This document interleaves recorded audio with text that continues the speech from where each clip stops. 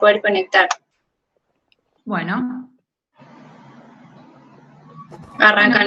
Total, es una charla que no es cortita, esperemos a ver si la podemos dar hoy toda, y si no llegamos hasta lo que llegamos, la mayoría ya la escuchó, es la charla del año pasado, pero podríamos hablar algunas cosas que me parece que serían interesantes tal vez con la experiencia que se ha adquirido en este año y medio, con nuevos trasplantes y con nuevas situaciones. Así que bueno, vamos a hablar un poquito desde el inicio. ¿Qué me pasa esto? Bueno, trasplante cardíaco, para que sepan, es una terapia establecida para pacientes con insuficiencia cardíaca avanzada, en pacientes con estadio D, dentro de lo que es la clasificación de IC. Y hoy por hoy, en la actualidad, se asocia una significativa mejoría de supervivencia y de la calidad de vida, ¿sí? Un poquito de historia muy rápido. En el año 67, el primer cardiocirujano que hizo el trasplante cardíaco en seres humanos fue Christian Bernal en Ciudad del Cabo.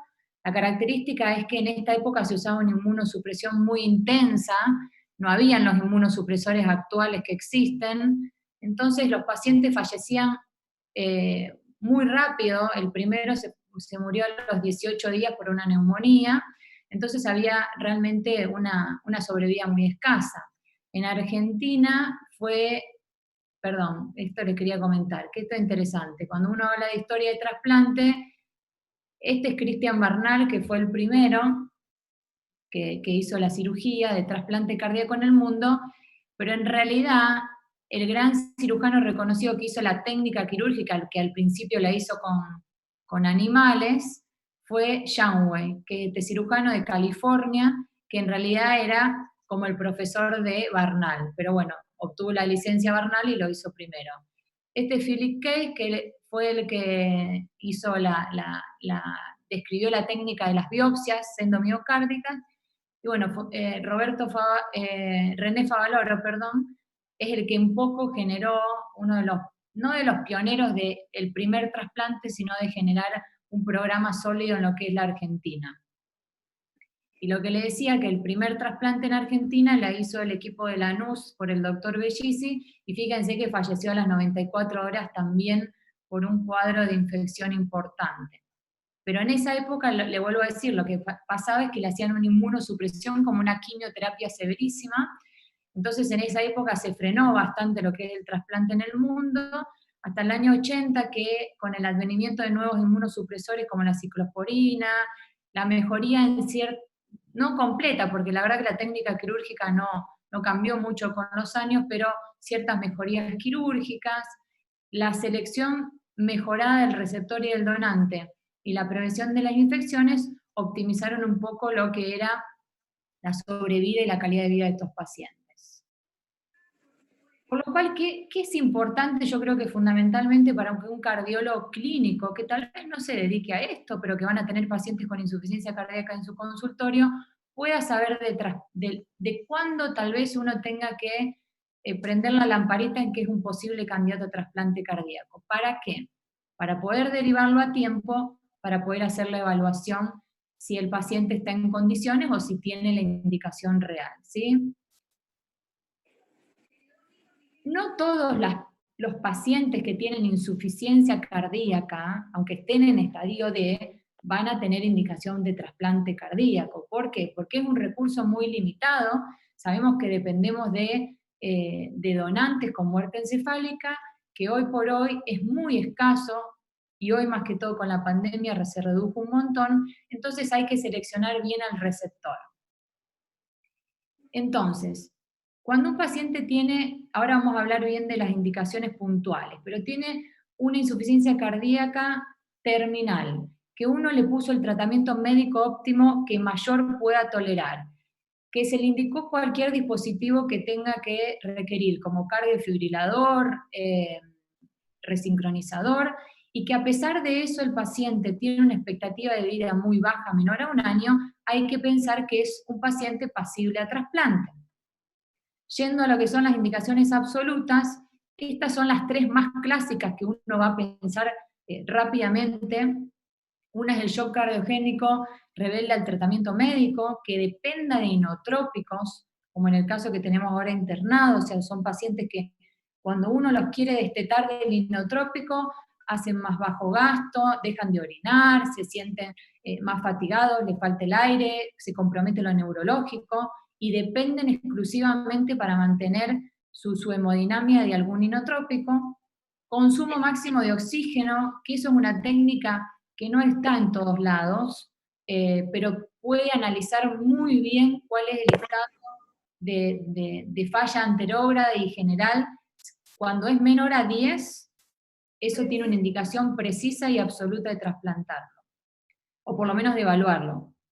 Los pacientes con cardiopatía isquémica, que a pesar de que se revascularizó lo que se pudo y no se puede hacer más nada, ni operándolo, ni haciéndole angioplastia, tienen una vía muy limitada, por ejemplo, ANGOR, una clase funcional muy, muy avanzada, o hasta de reposo, o arritmias ventriculares severas, que, por ejemplo, el chagásico, a pesar de todo el tratamiento que uno le indica, son resistentes, recurrentes y muy sintomáticos a pesar de cualquier tratamiento específico de insuficiencia cardíaca o de antiarritmia. ¿Sí? Las relativas son un NI, ¿sí? Que están entre un consumo de oxígeno entre 11 y 14, o el paciente que tiene mucha inestabilidad, se interna cada 2 por 3 por insuficiencia cardíaca. Esos pacientes hay que evaluarlo. Si tienen una internación en el último año o en los últimos 6 meses de varias, por ejemplo 2 o 3, y a pesar de que se cuida, que no hace ningún tipo de transgresión alimenticia y toma bien la medicación, se vuelve a internar, hay que hacerle un análisis de si es pasible de evaluación para trasplante, pero las que uno no tiene que mandar a un paciente a trasplantar cuando solo tiene baja fracción de eyección, pero tiene clase funcional 1, o que tuvo en algún momento, o estuvo en algún momento en clase funcional 3-4, pero ahora está compensado, o que tuvo arritmias, pero ahora no las tiene, o que tiene un consumo mayor a 15 mililitros kilo minuto. O sea, son pacientes que hay que hacer. No decir, bueno, nunca lo vamos a trasplantar, pero en este momento el paciente puede continuar con tratamiento médico. Tal vez lo más prolijo es participar a algún especialista en insuficiencia cardíaca o participar a algún equipo de trasplante, pero no de una forma de evaluación, sino de contacto y tal vez seguimiento en conjunto. Lo que es la capacidad funcional, sabemos que la podemos hacer con una técnica muy costosa, que no está muy disponible en muchos lados, como es el consumo máximo de oxígeno, o paralelamente con la caminata de 6 minutos, que es muy barata, reproducible en cualquier lado. Pero el cuadrito verde que está abajo es interesante. Hay factores de mal pronóstico que hay que mirar en estos pacientes. Cuando se internan muchas veces por insuficiencia cardíaca, por anginas o por arritmias, cuando tienen aumento de la creatinina, cuando tienen aumento de las resistencias vasculares pulmonares, o por lo menos en el eco que aumenta la presión pulmonar, cuando los péptidos natriuréticos aumentan, cuando la troponina o ácido úrico elevado, o cuando empiezan con anemia. Son todos factores de mal pronóstico que hay que unir a todo el análisis que uno pueda llegar a hacer para ir analizando en qué momento lo voy a mandar a un centro especializado en esto.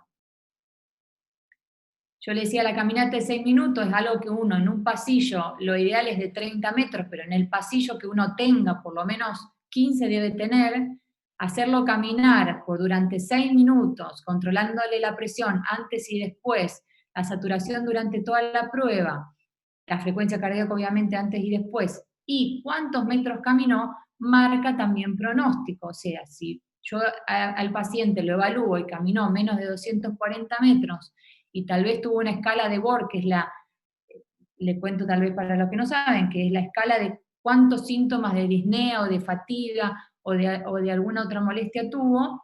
Si tiene escala de Borg aumentada, que es de 0 a nada, 10 altísimo o severo, es importante también prender la lamparita de que estos pacientes están en una etapa muy avanzada y que van a evolucionar mal. Como hay indicaciones absolutas que nadie se las va a discutir, hay contraindicaciones absolutas que un paciente no se puede trasplantar, por lo menos en ese momento. Si hay alguna enfermedad sistémica concomitante de mal pronóstico, que van a tener una mortalidad elevada o una sobrevida escasa por esa situación, uno no lo va a someter a un trasplante cardíaco porque en sí lo que va a primar es la evolución de la otra enfermedad. Los pacientes que tienen cáncer activos, prohibido trasplantarlos. Sabemos que a los trasplantados hay que darle inmunosupresión y esto le va a generar un aumento y un mal pronóstico también de su evolución, per se, por esa misma, y obviamente por esta situación. Así que está prohibido en los pacientes con algún cáncer o sospecha. Prohibido toda la vida, no. A los 5 años de haber tenido un cáncer, y en algunos puntuales hay que hacer una evaluación. Por ejemplo, si un paciente tuvo hace 5 años un cáncer, viene controlándose anualmente, y no tiene ningún tipo de recidiva, ahí uno lo puede evaluar y se define en conjunto con el equipo de trasplante si el paciente no va a tener un alto riesgo de someterse al trasplante. Infección activa no controlada, tampoco.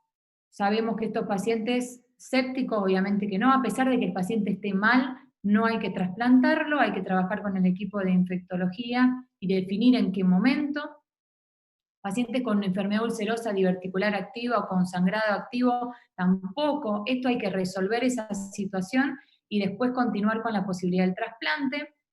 Y después abajo, puntualmente yo marqué las de verde, que son tal vez las más marcadas, pero las otras, como tener pacientes con diabetes, no termina siendo una contraindicación, porque la van a ver también en las contraindicaciones relativas, pero de alguna manera hay que hablar, hay que ver qué afección de órgano blanco tiene por la diabetes y en qué importancia y en qué severidad, porque a veces son pacientes muy enfermos que van a tener mucho compromiso posterior y hay que analizar realmente entre comillas, si conviene o no trasplantarlo o realmente continuar con tratamiento médico. Lo mismo que la enfermedad de arteriosclerosis grave. Los pacientes con hipertensión pulmonar grave e irreversible son contraindicación absoluta para trasplante cardíaco ortotópico. Se puede hacer, como vamos a ver después, el análisis de si se puede hacer un trasplante cardíaco heterotópico o un cardiopulmonar. Lo mismo que la enfermedad pulmonar grave, no para cardíaco, sino para cardiopulmonar. Otra cosa muy importante, ustedes saben que nosotros hacemos evaluar a los pacientes con el equipo de psicología y asistencia social. Si tienen altísimo riesgo de no cumplir con la medicación por algún motivo de lo que sea, o que tienen abuso de drogas ilícitas, son pacientes de alto riesgo. O sea, ¿qué vamos a hacer? Vamos a trasplantarlo, le va a ir bien, y después a los meses hay algunos que dejan de tomar la medicación y se complican o fallecen por esa cuestión. Entonces hay que seleccionar muy bien esa situación. Y la otra cosa es la edad biológica. ¿Hasta cuándo uno dice, esta edad sí, esta edad no? Hoy por hoy se habla de los 65 años, que 65 años como de alguna manera la edad que uno quisiera trasplantar de ahí para abajo. Obviamente más joven es mejor, pero a veces no es la realidad. Entonces, un poco hablamos de edad biológica y no cronológica. O sea, hay pacientes de 70 años, por ejemplo, que están fantásticos, no tienen ninguna afección de ningún otro órgano, tienen una expectativa de vida muy buena por per se, o sea, no por la cardiopatía, sino por sí mismo, y son pasibles de estudiarlos y hacerle una buena evaluación y tal vez tengan una posibilidad para trasplantarse y que le vaya muy bien. Las relativas mayores, una es el peso. Hay pacientes muy obesos que realmente se nos va a complicar, primero porque van a tener seguramente mucha patología metabólica, y van a tener muchas complicaciones quirúrgicas, y van a tener tal vez un tiempo en lista de espera muy alto, porque saben que necesitamos, cuando elegimos el donante, que tenga una compatibilidad de antropometría más o menos del 20%. O sea, son pacientes que lo ideal, si el paciente no está tan grave, es que bajen de peso. Algunos, si se pueden hacer cirugía bariátrica, mejor antes para ayudarlos, y después ponerlo en un plan de trasplante. Los pacientes con HIV, hoy por hoy se está abriendo un poco más la posibilidad de que se puedan trasplantar. Nuestro grupo y la mayoría de de los grupos de Argentina no está trasplantando pacientes con HIV, pero el detalle puntual es si los equipos que lo están haciendo tienen que tener carga viral indetectable.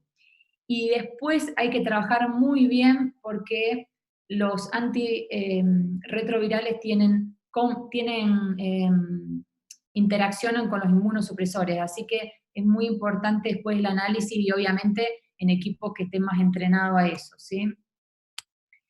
Los pacientes con virus de hepatitis C tienen alto riesgo también y en algunos casos hay que tratarlo junto con los hepatólogos y si tienen algún daño del hígado hay que evaluarlo para cardio y trasplantar el hígado también, pero hay que hacer un análisis en conjunto. Pacientes con insuficiencia renal en hemodiálisis, analizar en conjunto con los nefrólogos si es para un cardiorrenal, lo mismo lo de la cirrosis, y acá hablamos de la edad biológica que ya lo expliqué antes. Y las relativas menores es si tienen algunas situaciones que se pueden modificar, como algún abuso de tabaco o de alcohol, algunas afecciones de otros órganos no tan graves.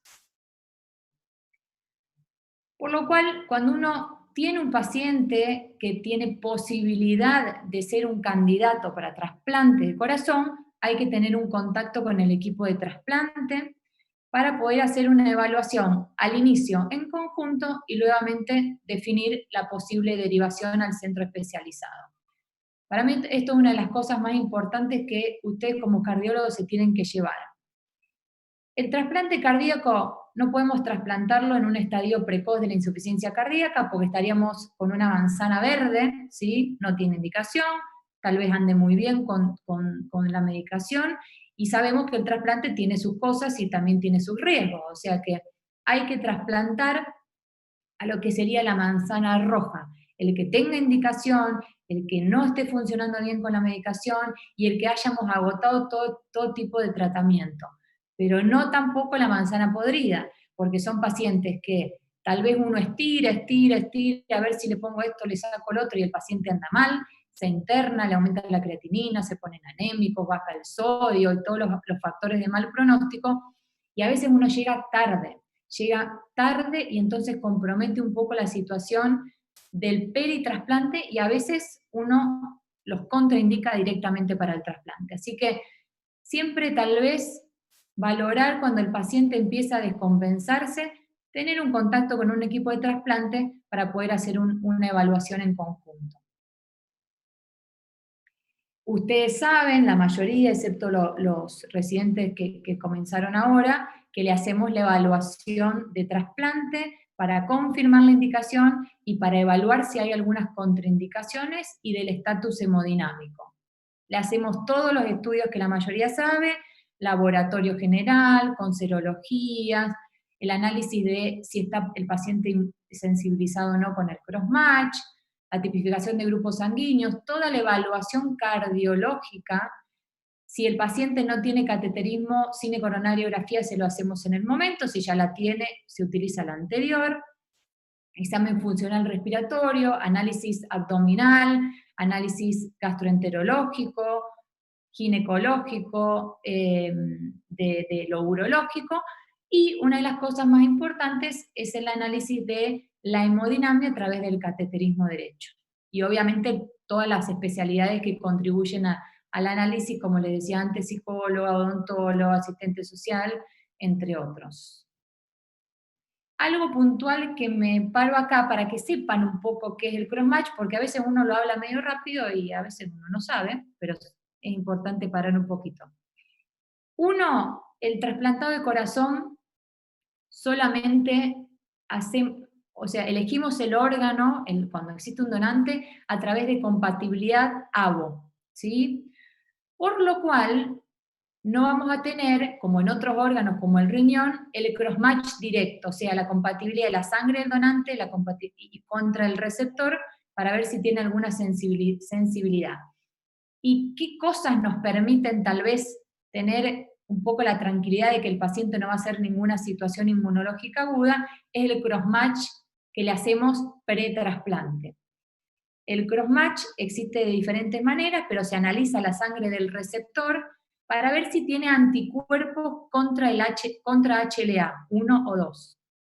Hay pacientes que no están sensibilizados, que nos viene un crossmatch que usamos nosotros, el que estamos usando es el contrapanel de linfocitos, hay otros también. Si viene 0 significa que no está sensibilizado, es un paciente de bajo riesgo inmunológico, o hay pacientes que vienen algún porcentaje en el anti-HLA1 y anti-HLA2. Depende del porcentaje, uno dice que tiene alta sensibilización, está hipersensibilizado, alto sensibilizado o bajito. Menos del 20% es bajo, más del 20% ya que hay que abrir el ojo y hacer otros análisis inmunológicos, como por ejemplo la técnica de Luminex, que es un poco más sensible. ¿Para qué? Todavía no nos ha tocado ningún caso en este tiempo, pero para ver si hay que hacer lo que se llama desensibilización en el peritrasplante, que es cuando sale el donante, que podemos hablarlo en algún momento, para evitar lo que se llama el rechazo hiperagudo, en estos casos que lo vamos a ver en un ratito. ¿Pero qué quiero decir? El crossmatch, que a veces es algo que a veces dice, bueno, es del trasplantólogo, a veces uno no se para un poco en ver a esto, es para saber esto, si está sensibilizado o no sensibilizado, y qué riesgo vamos a tener en un post-trasplante y qué cosas vamos a tener que hacer. Y el HLA nos sirve, cuando tenemos el donante, en hacer como una compatibilidad, podríamos decir, si tiene, por ejemplo, si nuestro donante tiene un HLA, un A, por ejemplo, 1, y el donante tiene un A1, o sea, comparte un HLA, entonces va a tener más compatibilidad. No sé si se explico, pero nos permite hacer como un análisis cuando surge un donante, si son lo más parecido posible o si son totalmente diferentes en cuanto a lo que es HLA, que es como los genes nuestros. Resumidamente es eso. Y yendo a lo que es la valoración de las presiones pulmonares, como ustedes saben, hacemos la medición de Swan-Ganz, es muy importante que lo hagamos en el mejor estatus del paciente, a veces no es mejor, o sea, no es bueno hacérselo cuando nos derivan un paciente que está muy sobrecargado, tal vez es mejor hacerle la compensación hemodinámica del paciente, hacerle balance negativo, y paralelamente, si evoluciona todo bien, hacérselo como medición de valoración de hipertensión pulmonar, si es que la tiene o no. La mayoría de los pacientes con insuficiencia cardíaca en estadio D tiene hipertensión pulmonar, que saben que hipertensión pulmonar se diagnostica cuando tiene una media mayor al 25 milímetros de mercurio, aunque ahora se está bajando un poco los valores a peri 20, de 20 para arriba, pero bueno, todavía no están en lo que es una guía.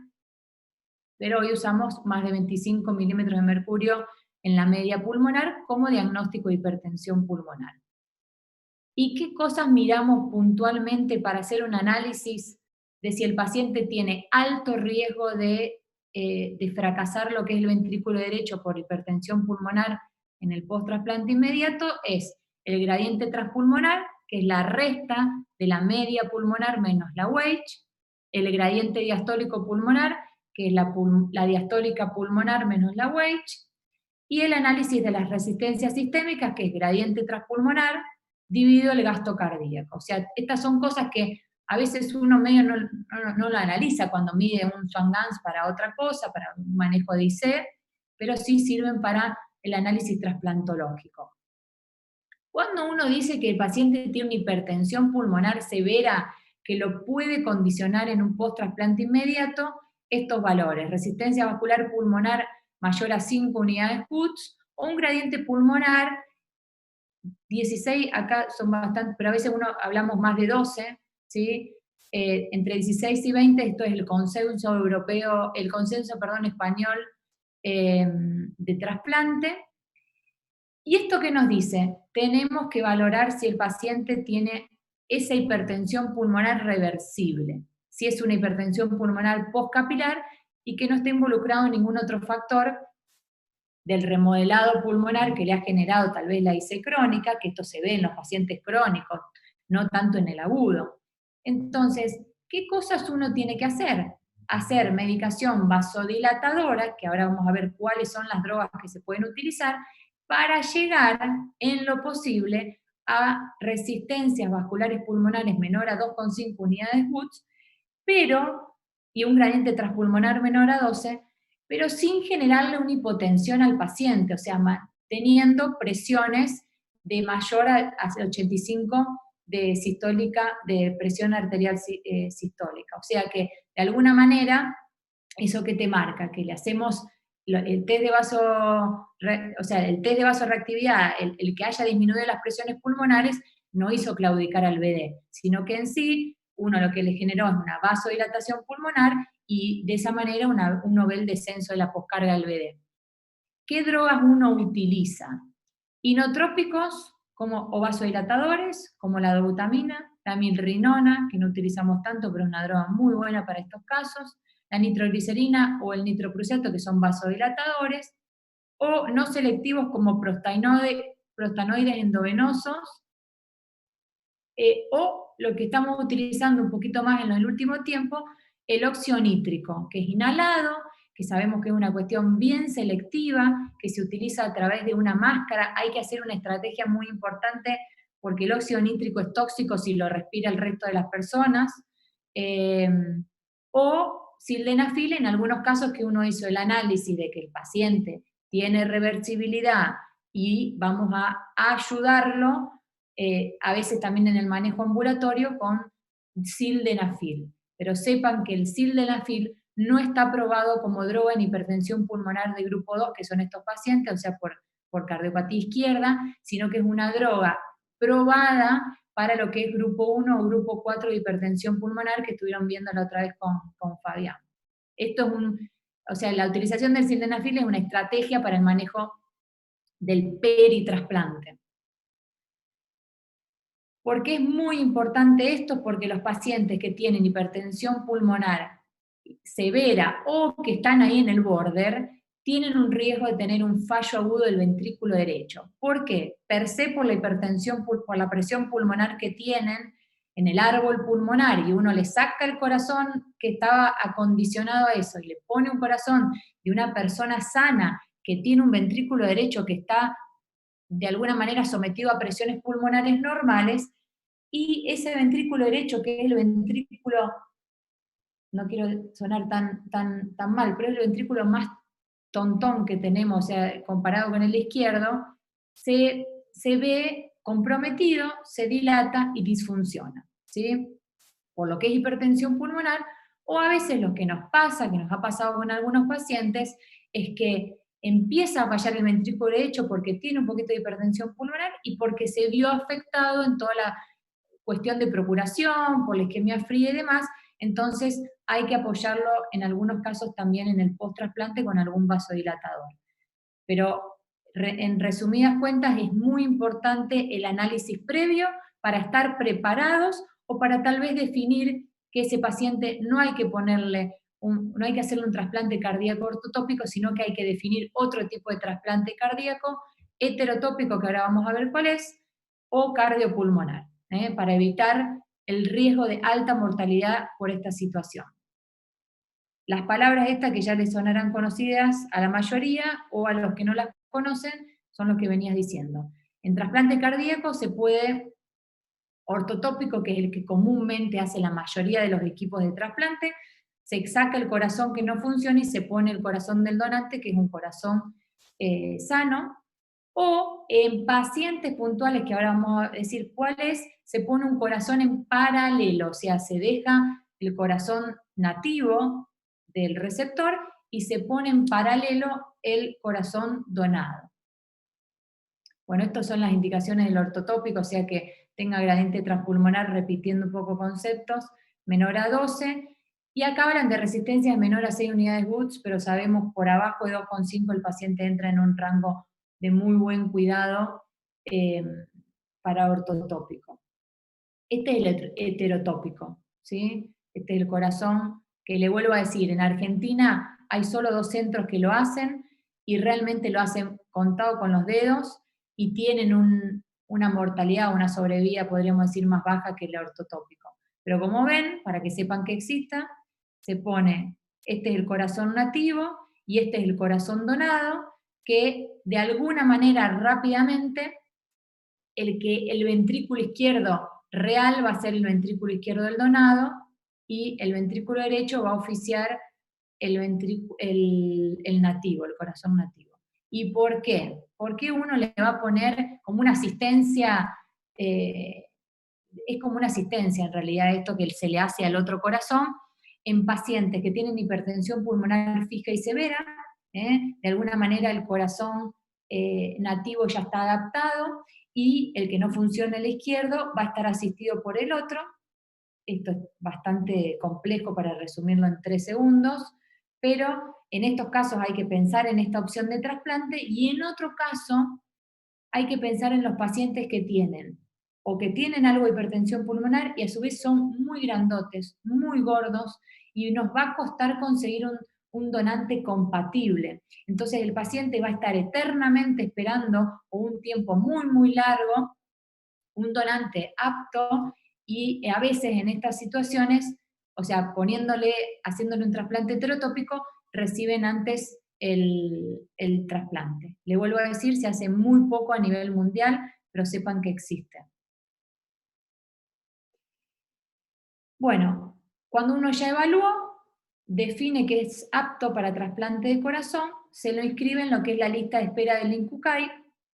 Cudayo es el ente de lo que es provincia de Santa Fe, y existen 3 listas de espera para trasplante cardíaco, depende cómo esté el receptor. Empezando por abajo, electivos son los pacientes que están con tratamiento médico óptimo, pero por el momento no requieren internación, están adecuadamente compensados, pero a pesar de todo eso tienen indicación de trasplante, entonces esperan en su casa y con controles muy seguidos, nosotros los controlamos todos los meses a estos pacientes. Y después tenemos las 2 listas que siguen arriba, urgencia y emergencia. Estos pacientes están internados. Urgencia es la lista intermedia que podríamos decir, que son los pacientes que tienen dependencia de inotrópicos o de, por ejemplo, una asistencia respiratoria no invasiva, como por ejemplo BNI, o los niñitos menores de 6 meses. Y las emergencias nacionales, que ahora están divididas en A y B, pero no vamos a entrar en esos detalles, son los pacientes que tienen alguna asistencia mecánica cardíaca, centrífuga, ECMO o cualquier otra, o que están en respirador, y de alguna manera van viendo que marca más compromiso del paciente, por lo cual estas listas sirven para organizar la distribución del órgano de los donantes. Entonces, pacientes que están en emergencia nacional son los primeros que entran en la distribución cuando hay un donante. Esto es a nivel nacional, esté donde esté el donante.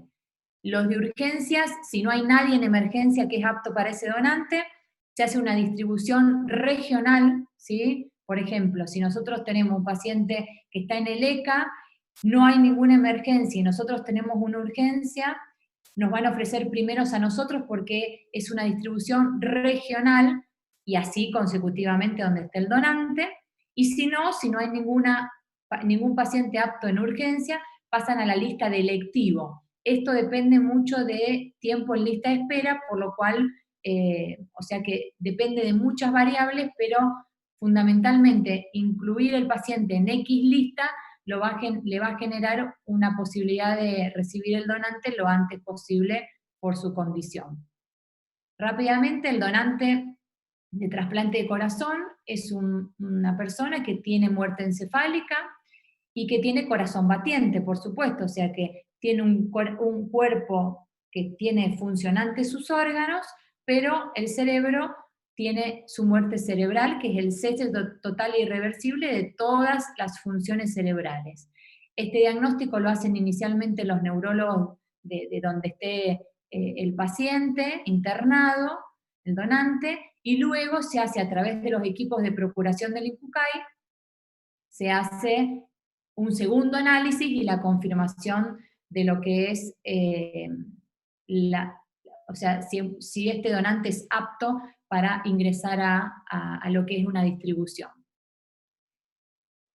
Cuando hay un potencial donante y nos llaman, ¿sí? Nosotros tenemos un paciente en lista, que cuando sale en esta distribución, nos llaman para ofrecernos un donante. Se analizan un montón de cosas, no solamente grupo sanguíneo, que es lo primero que obviamente empieza la distribución en base a qué grupo sanguíneo es compatible, la edad del donante, el donante óptimo es el menor para corazón, es el que tiene menos de 40 años, los más de 40 años hay que hacer otros análisis y a veces hay que hacerle más estudios. ¿El sexo del donante importa según el sexo del receptor? La verdad que sí, pero no es que las mujeres van con las mujeres y el varón va con el varón. No, eso no es una exclusión, pero sabemos que las mujeres donantes son más chiquitas que los varones, que tienen menos desarrollo de la pulmonar y algo, entre comillas, de cuestiones hormonales. Entonces, tal vez el varón para, mejor dicho, la mujer como donante para varones no es tan lo adecuado, pero no por eso se descarta, sino que hay un análisis más puntual, tal vez en peso, si tuvo hijos, que le ha generado más desarrollo de pulmonar y otras cosas que uno va preguntando en ese momento. El físico es importante y es fundamental, porque tiene que haber un mismatch, que es una diferencia de más o menos el 20% comparando el donante con el receptor, que fundamentalmente lo que valoramos es el peso.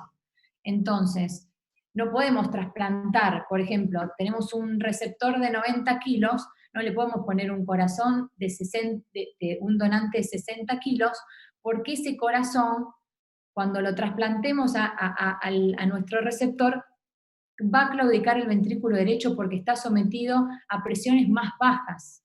Entonces, es fundamental hacer ese análisis del peso para poder elegir adecuadamente según nuestro donante. Para donante de corazón no tiene que haber tenido paro cardíaco el donante, se pide ecocardiograma y electrocardiograma que tienen que ser normales, drogas tiene que tener escasa, drogas de noradrenalina o dopamina, y bueno, pacientes diabéticos hay que hacer análisis porque a veces tienen alguna situación vascular, pero fundamentalmente otra de las cosas que es muy importante es la logística de dónde está el donante, porque nosotros tenemos que ir a buscarlo como equipo y tenemos que volver con el corazón, y sabemos que el corazón es un órgano que tiene una isquemia fría corta, de unas 4 horas, que es lo ideal, se puede extender a unas peri-6, pero podríamos hablar que lo ideal siempre es menos de 4 horas. Entonces tenemos, ¿qué quiero decir? Si un paciente está a más de 1.200 kilómetros de donde estamos nosotros, vamos a tener un traslado muy prolongado. Entonces a veces uno termina decidiendo no aceptar ese donante porque vamos a tener un tiempo de traslado muy largo y no vamos a poder llegar en ese tiempo ideal, porque después de ese tiempo de isquemia fría, que es desde el que clampeamos la aorta en el donante hasta que la desclampeamos en el receptor cuando ya se implantó, si pasa más de 4 horas, ahí empiezan algunos líos. Obviamente 4 horas y media es pasible, pero si sabemos que va a ser mucho más, falla el órgano, empieza a tener disfunción del graf, y realmente eso no tiene que ser por una cuestión de logística, sino por alguna otra cosa. Así que esto es muy importante, saber a dónde está el donante y cuánto tiempo nos va a llevar el, el traslado, que es lo más importante. Rápidamente, donación en Argentina. Esto es hasta el 2019. Este año nos cambió todo. Desde marzo cayó cerca de un 40% la donación comparado al año anterior por la pandemia.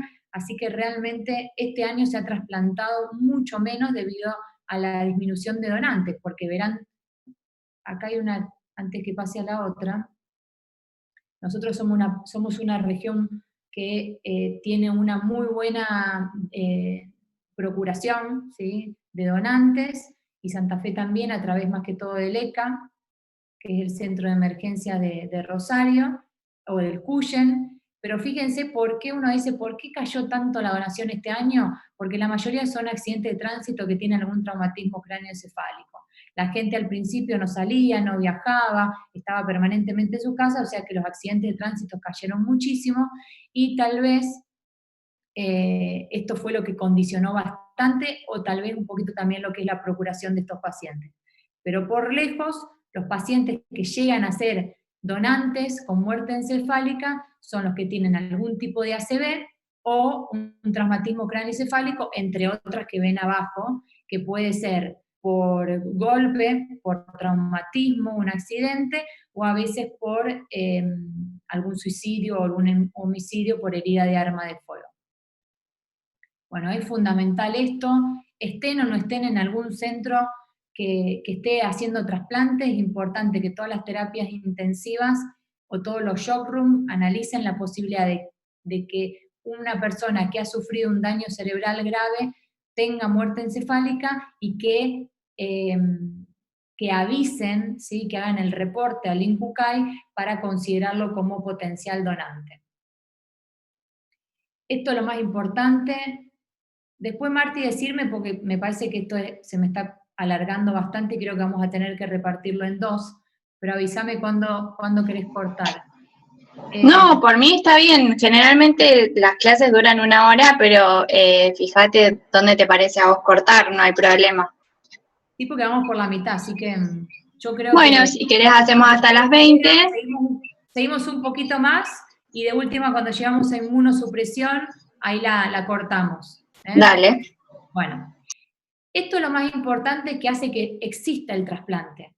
Optimizar la derivación, o sea, como cardiólogos, censar o analizar qué pacientes uno puede derivar en tiempo oportuno a equipos de trasplante y la detección de donantes, porque eso es una de las cosas que a veces han visto que con la ley Justina ha mejorado bastante, pero realmente es lo que condiciona. A veces hoy por hoy hay cerca de 120, 140 pacientes esperando un corazón en toda la Argentina, y realmente hay pacientes que se mueren en lista de espera, que lamentablemente eso pasa, y hace que de alguna manera dependan de un donante.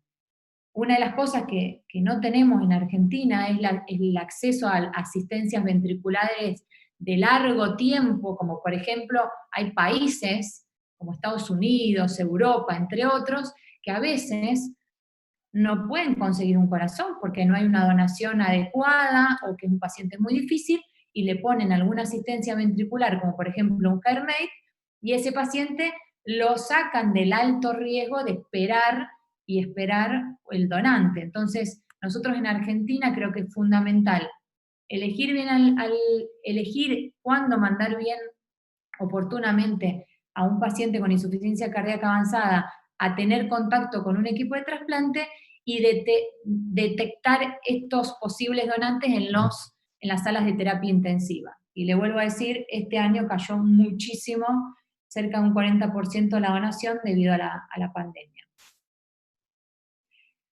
Cuando nos ofrecieron un donante y nosotros, que es el equipo de trasplante, el que acepta si es un donante compatible con nuestro receptor, se acepta, se acepta este donante y se inicia el operativo. Ustedes tal vez vean una partecita, que es la parte cuando le damos las indicaciones, pero esto lleva una logística impresionante, que Vanina, bueno, que es, somos como las dos que organizamos todo esto junto con los cirujanos, lleva una logística impresionante. ¿Por qué? Desde organizar toda la cuestión del receptor, los antibióticos pretrasplante, la inmunosupresión pretrasplante, la indicación de todo el manejo, el rasurado y toda la cuestión previa, el pedido de laboratorio y demás, pero paralelamente nosotros nos dedicamos a ver cómo vamos a buscar, en qué condiciones vamos a buscar ese corazón, porque los equipos de ablación cardíaca se mueve un equipo paralelo quirúrgico a donde está el donante. Si el donante está, por ejemplo, en la ciudad de Rosario, vamos en auto, en remis o en algún otro medio de transporte terrestre. Si es en algún lado donde no tiene más de 360 kilómetros, o sea, menos de 360 kilómetros, se puede ir en helicóptero, ustedes saben que tenemos un helipuerto, o si es más de eso, hay que utilizar, o sea, si es el donante está mucho más lejos, por ejemplo, no sé, Mendoza, Corrientes, Buenos Aires, bueno, Buenos Aires estaríamos un poco más cerca, o tal vez un poco más lejos, se utiliza los aviones sanitarios que se va a cualquier hora y en el momento que se defina el momento de la aceptación del órgano. Eso hacemos logística por teléfono, que más que todo lo hace Vanina, de organizarnos con la empresa o la gente que se encarga de todo lo que es este traslado, y es muy puntual organizar horarios, organizar los quirófanos, hablar permanentemente con los que están allá, los procuradores, organizar todo lo que hay que llevarse. O sea, hay un detrás de escena, podríamos decir, muy puntilloso para que esto salga muy bien, y esto es tiempo. Fundamentalmente es tiempo, y empezamos el cronómetro cuando empieza, que normalmente empiezan a la madrugada estas inicios de operativos, pero bueno, realmente es lo más importante para que de alguna manera toda la cuestión de la ablación, que es, van los cirujanos en cualquier medio de transporte, llegan a donde está el donante, se hace un análisis en ese momento también del donante, luego se va a quirófano, se hace toda la cirugía de explante cardíaco, y obviamente nunca están solos, están siempre con el equipo de hepático, con el equipo de renal, con el equipo de pulmón, con el equipo de renopáncreas, o sea, realmente es, no sé si alguno de ustedes fue en algún momento a alguna ablación o si estuvo presente, pero es un manejo tan puntual y tan preciso como para que de alguna manera todos esos equipos que estén puedan sacar sus órganos de la mejor manera, y el que comanda es el corazón siempre, porque cuando uno clampea la aorta, que ahí empieza el tiempo de isquemia fría, obviamente los otros ya tienen que tener todo canulado para pasar sus soluciones de preservación, para ahí iniciar, bueno, el explante real y empezar la vuelta, que es correr.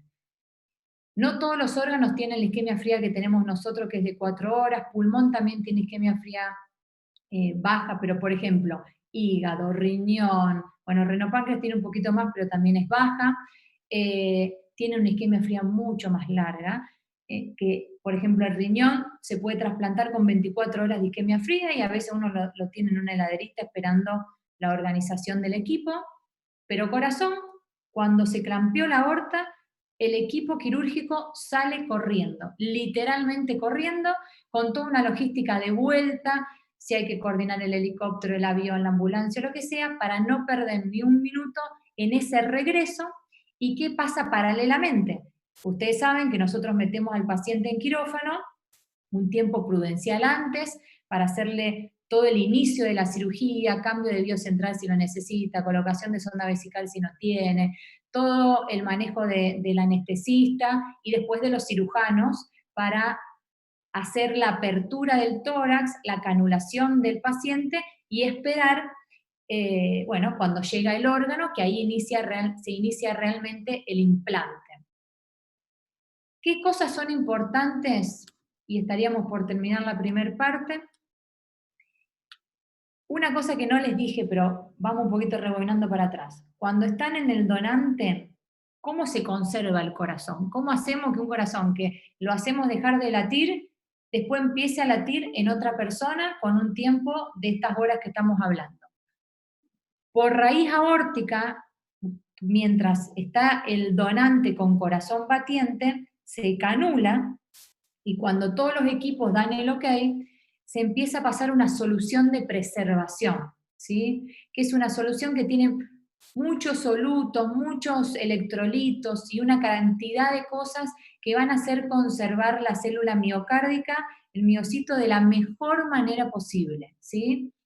Y paralelamente eso está frío, esa solución, y obviamente se pone, para que sepan, se pone la solución de preservación, el corazón se para inmediatamente al segundo, se termina de pasar, que depende de la solución de preservación, se pasan entre 15 o 30 mililitros kilo del donante, de lo que pesa el donante, se lo termina de sacar, corta lo que son venas cavas y lo que son la pulmonar y la aorta, lo más largo posible, y se ponen en bolsas. Si alguna vez vieron que llegó el corazón, vienen en 3 bolsas. En la primera bolsa va el corazón con líquido, que es solución de preservación.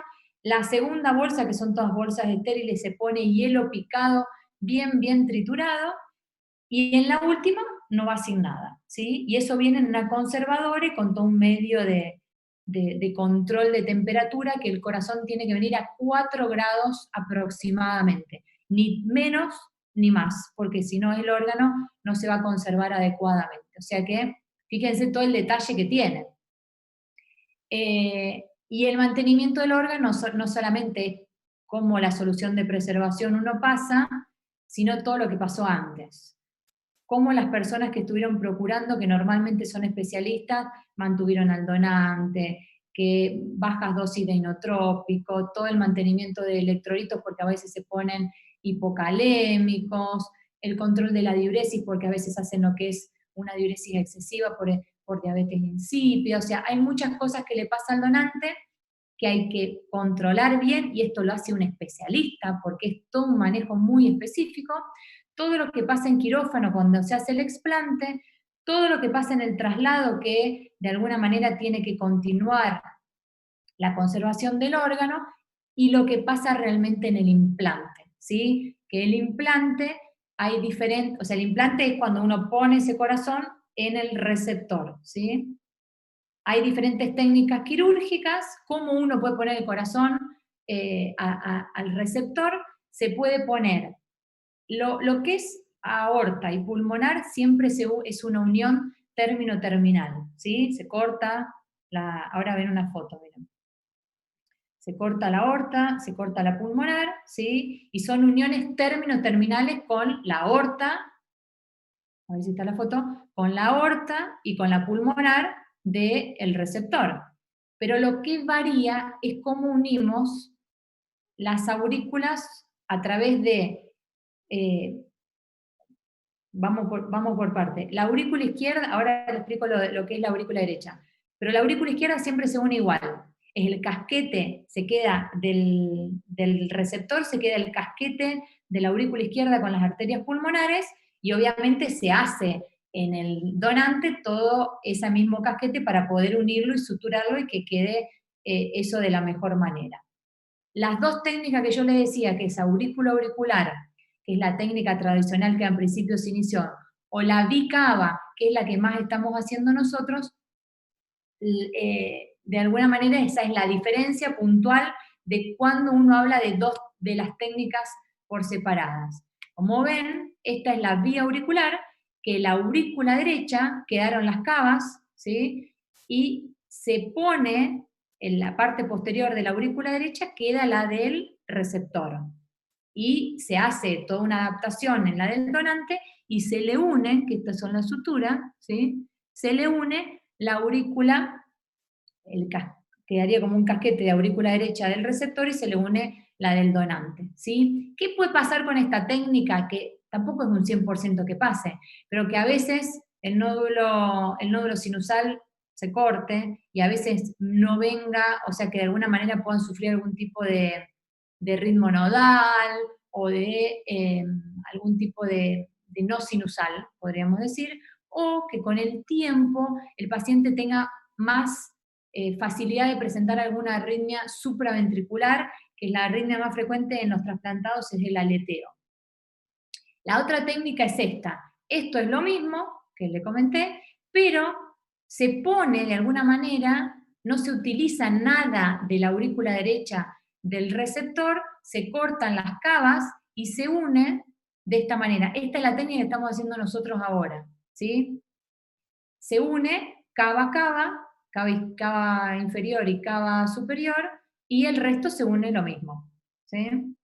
Entonces, de alguna manera, esto es un poco más fisiológico, entre comillas, no tienen tanto riesgo de arritmia, se conserva el nódulo sinusal casi en el 100% de estos pacientes, y es la técnica más nueva que se utiliza.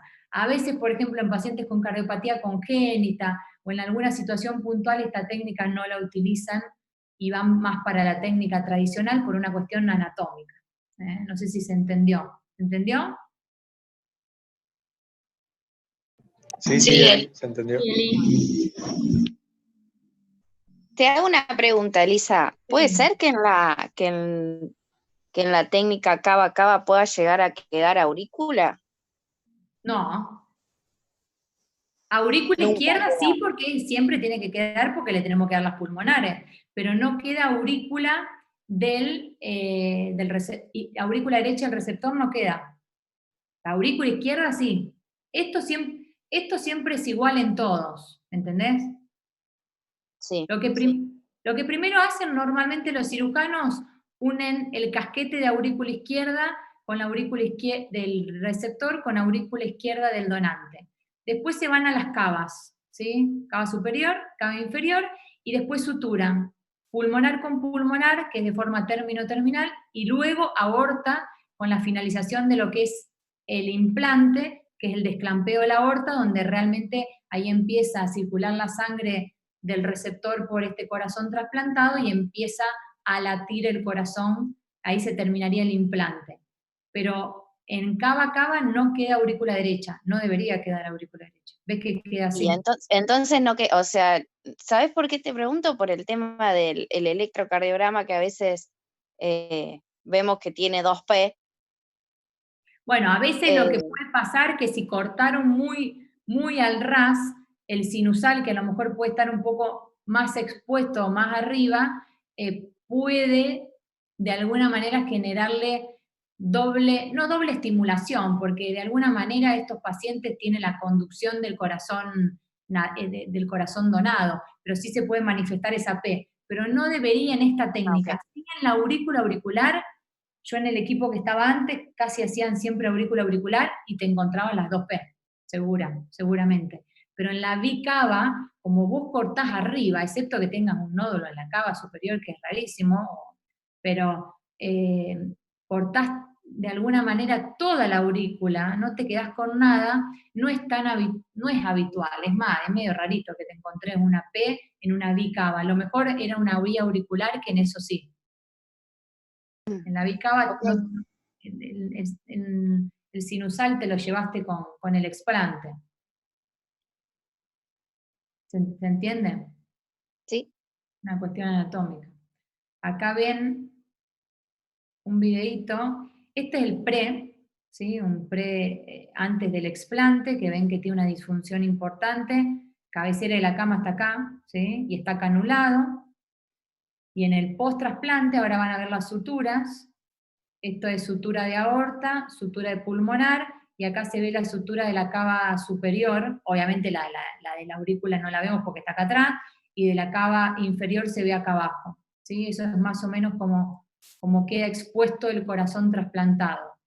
Este es un cable, saben que le ponemos cable de marcapasos porque a veces suelen haber algún tipo de disfunción del nodo, y a veces el que puede llegar a disfuncionar a veces es la B, y uno necesita marcapasear estos pacientes porque necesitamos frecuencias cardíacas rápidas con diástoles chicas, y esto que utilizamos nosotros es un catéter en la aurícula izquierda para medir un poco lo que es el análisis de Weich, entre comillas, de estos pacientes.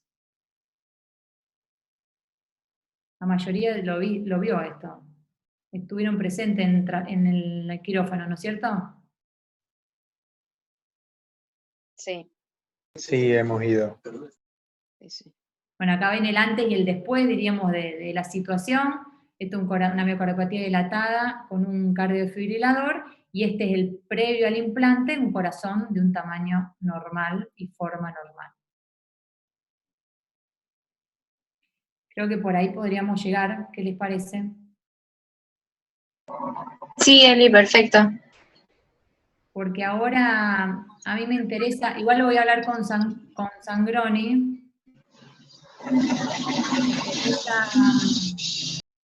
Tal vez que hablemos un poquito más de inmunosupresión, que a veces es lo que uno pasa un poco, y hemos charlado con algunos de ustedes alguna que otra vez esta cuestión. Así que sería bueno cortar acá, porque además es largo, chicas, me quedan como 50 diapos. ¿Se podrá, Marti, hacer otra clase? Sí, no hay problema. Vemos cuándo la podemos ubicar y programamos otra para hablar de lo que falta. Yo no tengo problema. Cuando ustedes puedan, quedaría una charlita de inmunosupresión y de complicaciones inmunológicas y no inmunológicas. Bueno, bárbaro. ¿Tienen alguna duda? ¿Algo que no les cerró? Que como...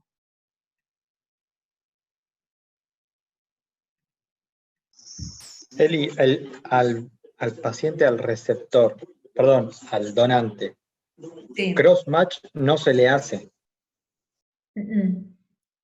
La única cosa... ¿Para que voy a prender más luces que me quedé en penumbra?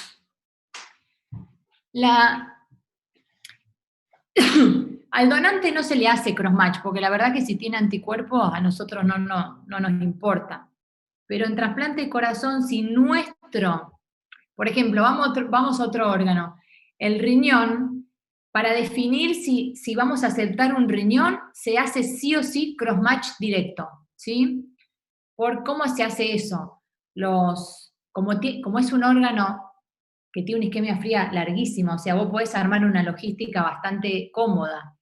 Entonces, en todos los pacientes que están en lista de renal, existen serotecas. Le sacan sangre cada 3 meses y guardan esa sangre en diferentes partes del país para, cuando sale un donante, que la mayoría de los donantes de los renales son regionales, le hacen el cross-match directo. O sea, exponen la sangre del donante contra la del receptor. Si da positivo eso, se suspende el trasplante porque va a tener un rechazo inmediato, ¿sí? En cambio, en corazón, como vos no tenés ese tiempo y no existen serotecas de los pacientes que están en lista de espera, dependés del análisis inicial que hiciste con el cross-match, esa que le pedimos ni bien llegan los pacientes a evaluarse. Si ese cross-match contra panel del receptor le da más del 20%, nosotros le pedimos una técnica más específica, se llama técnica de Luminex, y te hace un análisis, te dice contra qué anti-HLA tiene anticuerpos esa persona, que lo íbamos a ver en las próximas diapos, pero pensando qué pacientes o qué personas pueden tener predisposición a tener anticuerpos, las personas que tuvieron exposición a otro tipo de sangre, los que se transfundieron, las mujeres que tuvieron varios hijos o que tuvieron trasplantes previos. Entonces, en la única momento que uno en trasplante de corazón le hace un cross-match directo es cuando ya sabemos que el receptor está sensibilizado y ahí organizamos una seroteca exclusiva para ese paciente. Tal vez tengamos un caso, no creo que en lo inmediato, pero tenemos una receptora que está en lista de electivo, que tiene valores aumentados de cross-match, o sea que si llegamos a trasplantarla, tenemos que hacer esto. Por ahora la tenemos medio en stand-by, pero ¿qué es lo que se hace? Se manda 10 frascos, uno se queda acá en Rosario y otros se van a todo el país, se mandan suero del paciente. Cuando sale un operativo, pedimos el cross-match directo. Pero normalmente llega a veces después de que lo trasplantamos. Entonces hay que hacer una logística de desensibilización.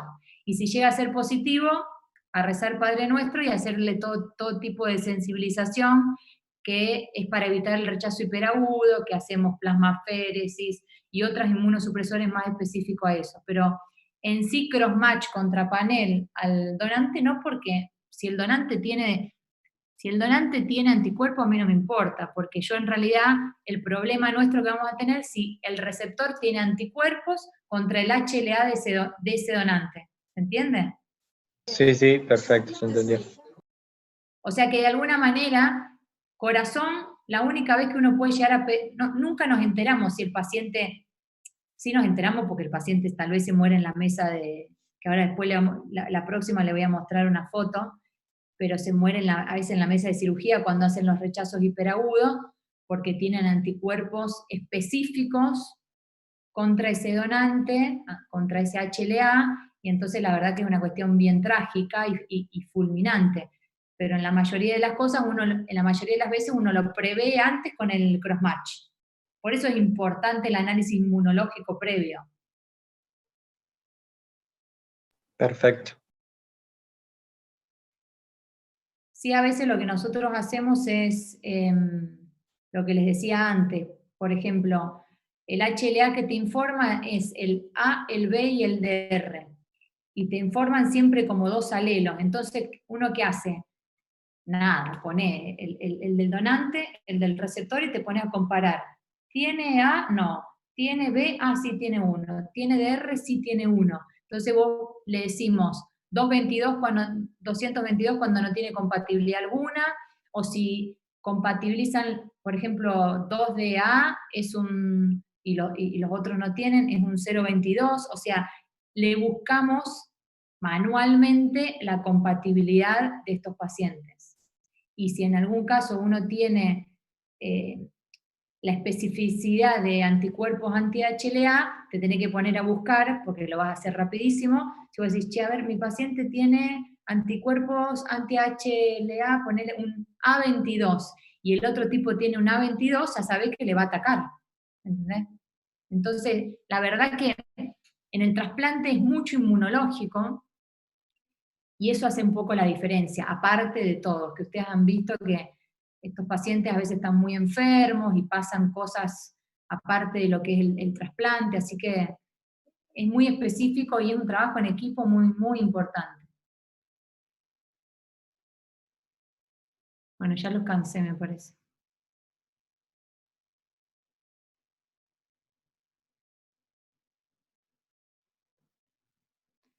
¿Listo? No, Eli, buenísimo. Después coordinamos bien la próxima fecha y bueno, nos quedamos con la intriga de lo que falta. No, a mí lo que me interesaría, que lo voy a hablar, porque tal vez habría que hacer una tercera, pero no inmediata, más adelante, de recuperación, si les interesa. Sí, genial. Y tal vez también podemos invitar a los terapistas. Dale, Sí, por favor. buenísimo. Por favor, dice.